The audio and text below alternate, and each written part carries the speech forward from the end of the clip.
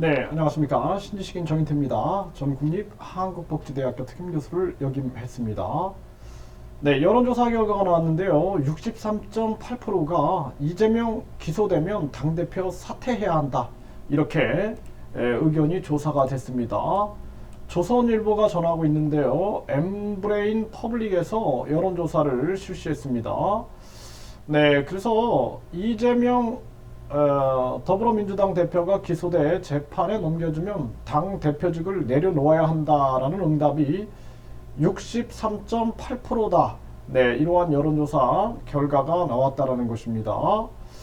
네, 기소되더라도 당 대표직을 유지해야 한다라는 의견보다 2배 이상 높았다라는 거죠.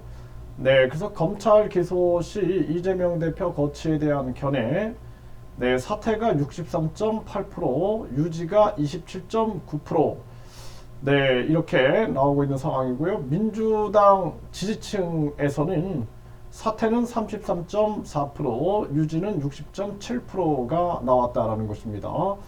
그러니까 국민 생각과 당원들 생각이 이렇게 많이 차이가 나죠. 네, 그래서 정치를 하다 보면은 우물 안에 갇히게 되면은 그 우물한 소리만 듣게 되는 거죠. 네, 그래서 민주당이 국민의 이 경제를 살리지 않으면 안 된다는 거예요. 국힘당도 마찬가지입니다. 지금 가장 큰 문제가 대한민국 경제 이 침체 상황인데 이 경제 위기로 갈 수 있다라는 거죠. 그런데 정치권에서는 국민의 소리가 안 들리는 거예요, 지금. 네, 국힘도 마찬가지입니다. 지금 윤석열 정부가 국민의 목소리가 들리지 않는 거예요. 자기들 지지하는 사람들에 둘러싸이게 되면은 그 소리만 듣게 되는 거죠. 이 여론조사에서도 보면은 네, 이재명 대표가 당당하다라면은 측근들이 지금 다 그 아주 주요 측근들이 지금 구속이 되는 상황이다 그러면은 거기에 대해서 입장 표명을 해야 된다라는 거예요. 그래서 지금 뭐 베트남 같은 경우에도 측근들이 여러 의혹이 나타나니까 당 주석, 그러니까 국가 주석이죠. 국가 주석이 사임을 하는 그러한 상황이 발생됐습니다. 이것이 이제 윤석열 대통령이나 이재명 대표도 심각히 생각해야 된다는 거죠. 그래서 국민들은 이렇게 생각하고 있는데 이 당원들은 다르게 생각하는 거죠. 네, 이것이 큰 문제다. 그래서 주변에 어떤 얘기가 들리느냐에 따라서 여론이 왜곡될 수 있는 거죠. 그래서 지금 이재명 대표가 사실상 저는 쌍특검을 해야 한다라고 계속 말씀을 드렸어요. 김건희 여사와 이재명 대표에 대한 쌍특검을 통해서 경찰 검찰이 냉정하고 공정하게 수사를 해서 국민들에게 공정한 경찰, 공정한 검찰로 인정을 받아야 된다. 사실 경찰, 검찰도 신뢰가 안 가는 거죠. 정권이 바뀔 때마다 달라지니까 달라지는 거죠. 그리고 믿음이 안 가는 거죠. 네, 그래서 이러한 부분들이 나왔고요. 네, 그리고 이재명 대표가